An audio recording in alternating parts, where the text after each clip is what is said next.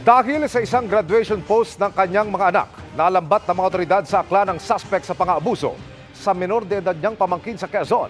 Ang pagtugi sa suspect ng isang dekadang nagtago sa pagtutok ni John Consulta. Exclusive. Dahil sa ipinost na litrato ng graduation ng kanyang dalawang anak sa Aklan, natunto ng mga tracker teams ng Calabarzon Police ang kinaroroonan ng isa sa mga most wanted ng Region 4A.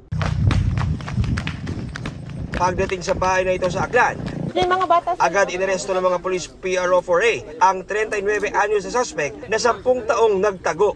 Ayon sa pulisya, sangkot sa umunoy pang-abuso sa kanyang menor de edad na pamangkin ang suspect noong 2014 sa Pagbilao, Quezon. Pinuntahan ng mga tracker teams natin itong suspect na ito. Pinuntahan nila dito sa New Washington na Aklan at napag-alaman natin na itong suspect na ito is naging barangay tanod. Siya pa yung head ng Peace in Order Council dun sa barangay na yon. Dinala na sa Pagbilao, Quezon ang suspect para harapin ang kaso. Yung 10 years na nagtago itong suspect na ito, of course nagbago na yung mukha niya. So nahirapan yung mga operatiba natin. Sinisigaw pa namin makunan siya ng pahayag. Para sa GMA Integrated News, John Consulta, nakatutok 24 oras. Nasa kalahati pa lang ng taon pero umabot na sa mahigit 100 ang namatay dahil sa rabies. Ang sabi ng Health Department, sapat ang supply ng bakuna. Pero ang problema ng San Lazaro Hospital, tila naiipon sa kanila ang mga gustong magpaturok ng anti-rabies. Nakatutok si Maki Pulido.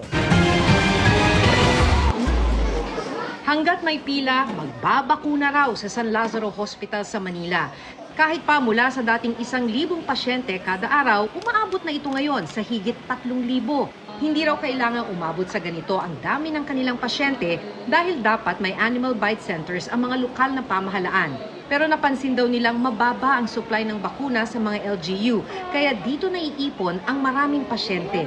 May trained na doctor at saka nurse sa mga bite centers sa LGU na dapat makakapag-cater sa ating mga animal bite patients. Pero kahit may trained na doctors or nurses, kung walang bakunang mabibigay sa mga pasyente, napipilitan silang pumunta dito. Si Melanie iniluwas pa ang apo sa Manila mula Quezon dahil doon meron lang daw nito sa private hospital kaya mahal. Mahal sabi ng manugang ko. Hindi nila kaya. Kaya dinala na lang dito. Akala ko nga mayroon din doon sa mga public katulad ganito. Ay wala daw doon, puro private. Taga Manila lang si Myra pero sa San Lazaro pa rin ang punta niya. Nagtanong po ako sa mga kaibigan ko na BHW, then sabi ko, kung available ba sa Earn Show, not available daw po, mag-direct na lang daw po ako sa San Lazaro Hospital. Ang pangamba ni Dr. De Villa, baka may mga pasyenteng hindi nagpapabakuna ng anti-rabies dahil walang malapit na pagbabakunahan. Kung malayo yung binabiyahe ng pasyente simula sa bahay, papunta sa local health center, tapos pagdating sa health center, sasabihin na hindi available, talagang hindi maiiwasan na yung pasyente sa pagkadismaya, uuwi na lang sila. Delikado yan, lalo tumaas ang bilang ng human rabies case na naitala ng DOH ngayong taon. Mula 150 cases noong 2023, umakyat na ito sa 169. Sa bilang na yan, 160 ang namatay. Ayon sa mga eksperto, kung makagat ng aso o makalmot ng pusa, hugasang mabuti ang sugat at agad na magpakonsulta sa doktor sa loob ng 24 oras. Sabi ng Manila LGU, sapat ang kanilang supply ng anti-rabies vaccine. Kailangan lang magpunta sa 6 na health center na naitalagang animal bite center. Kung mapupunta sila sa ibang regular na health centers, doon talagang walang anti-rabies vaccines doon for humans. Sabi rin ng Department of Health, walang problema sa supply ng bakuna sa national level.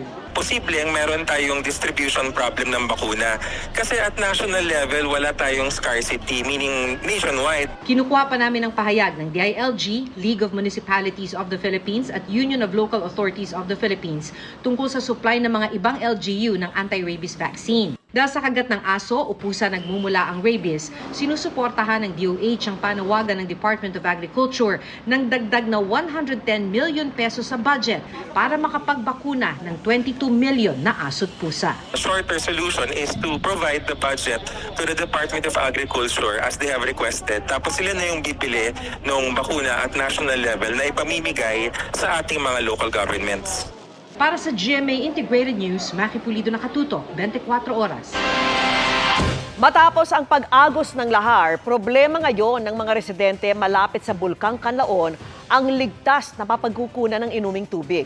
Ayon po sa FIVOX, tuloy-tuloy pa rin ang pagbuga ng usok ng bulkan kaya patuloy ang paalalang maging handa sakaling itaas ang Alert Level 3. Ang pinakahuling sitwasyon doon sa pagtutok live ni Eileen Pedreso ng GMA Regional TV 1 Western Visayas. Eileen. Vicky, ilang mga LGU sa Negros Occidental ang humihingi sa ngayon ng karagdagang tulong. Ito'y matapos maapektuhan ng pagputok ng Mount Canlaon.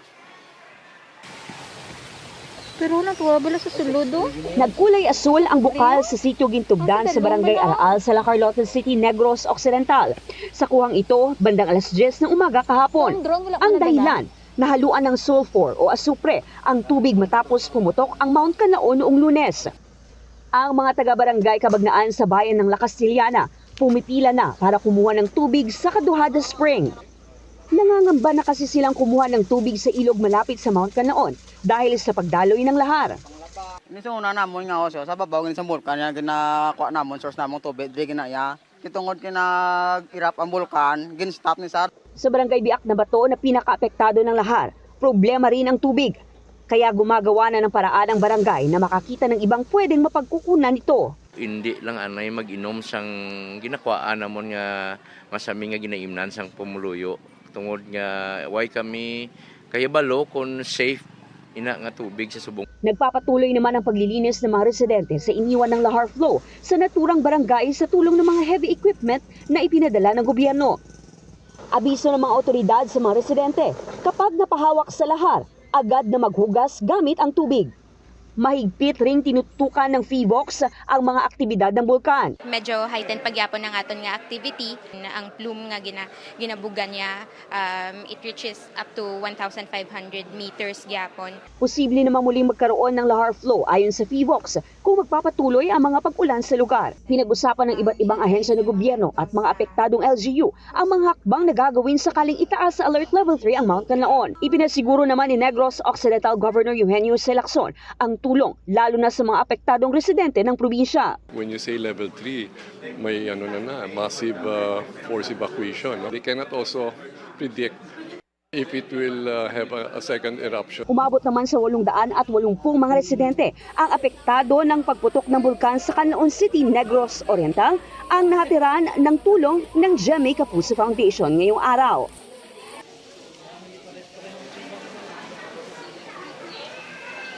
Vicky, habang hindi pa bumababa ang high-level activity ng Mount Canlaon, patuloy na inaabisuhan ng FIVOX ang mga residente na nakatira malapit sa bulkan, mga sapa at ilog na maging alerto. Vicky? Maraming salamat sa iyo, Eileen Pedreso ng GMA Regional TV 1 Western Visayas.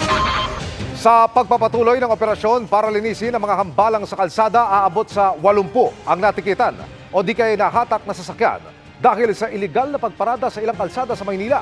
Ang kapitan ng isang barangay umalma sa mga nanguhuli. Nakatutok si Oscar Oida.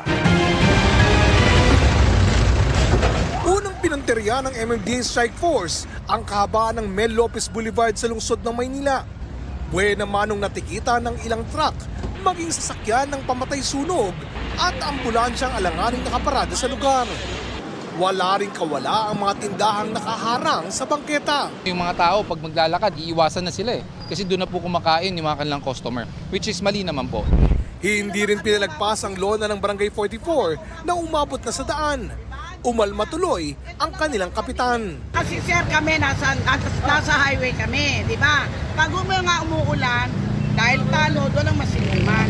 Lahat naman po ng kalsada, lahat po ng bangketa within Metro Manila, kiniklear naman po natin yan. And it's just that sa ngayong oras na ito, meron po tayong kumbaga reklamo at mandate na ito po yung area na i-clear natin. Sa may Moriones Street, mas marami pang illegally parked na sasakyan ang inabutan. Ang may mga driver, tinikitan. Yung mga unattended, pinaghahatak. Nasita rin ang inabutang nagka-car wash sa gilid ng kalsada. Di naman 24 hours ako nandiyan. It so happen, naghugas lang ako ng sasakyan. Hindi po yan dapat maging parkingan ng mga sasakyan because it's meant to be used ng mga pedestrian. Pinagkukuha rin ng mga enforcer ang estante ng mga gulong ng isang vulcanizing shop na nakapwesto na sa gilid ng kalsada. Sa may Dagupan Street, pinagbabaklas ang isang tindahang nakapwesto sa bangketa.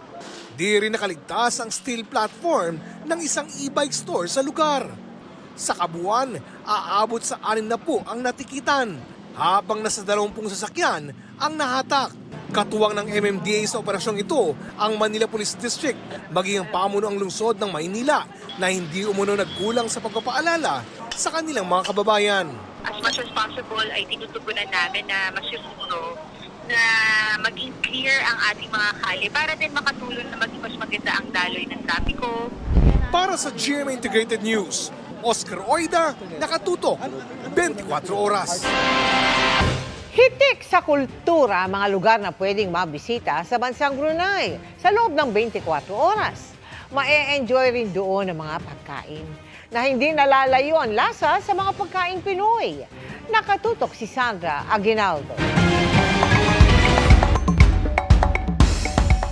2 oras na flight lang mula sa Metro Manila, mararating mo na ang Brunei. Pamilyar, ang init ng panahon at ilang tanawin. Pero kakaiba rin sa maraming bagay. Dekotse ang karamihan dito at kakaunti lang ang pampasaherong sasakyan. Mayaman kasi sa langis ang Brunei. Ang unleaded gasoline halimbawa, nasa 21 to 22 pesos per liter lang. Kaya di problemado sa pagpapagas ang guide naming si Daisy na isang Pinoy. Kung saan kami makapunta ng family ko, medyo nakakatipid po. Medyo mas mahal po ang tubig kaysa sa cost ng 1 liter ng gasolina. Isa na siya ngayon sa wala pang kalahating milyong populasyon ng Brunei. Nakapag-asawa siya ng lokal dito. Kaya dito na rin lumaki ang 3 anak. Ang nagustuhan niya raw rito, libre ang edukasyon at pagpapaospital ng mga Brunei citizens. Yung life ko po dito is simple lang po. Magandang bansa po ito, tahimik. At saka yung aming deportuan na si Sultan ay napakabait po.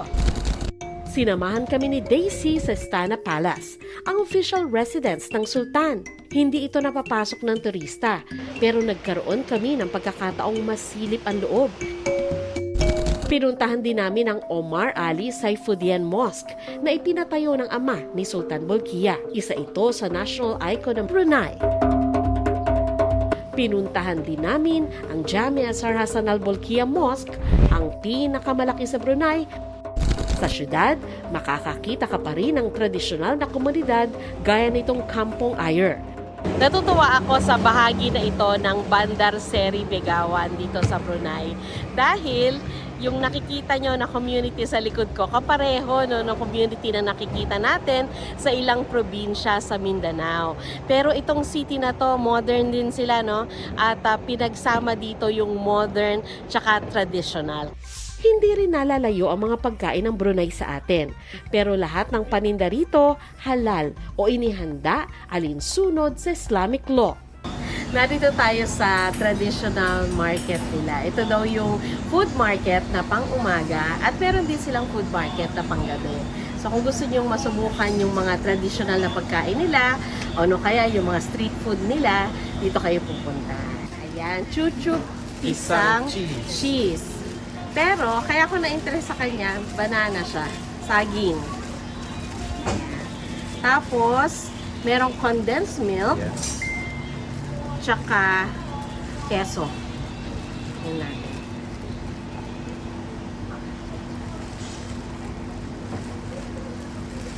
Okay siya. Parang habig sa turon din, kaya lang walang balot.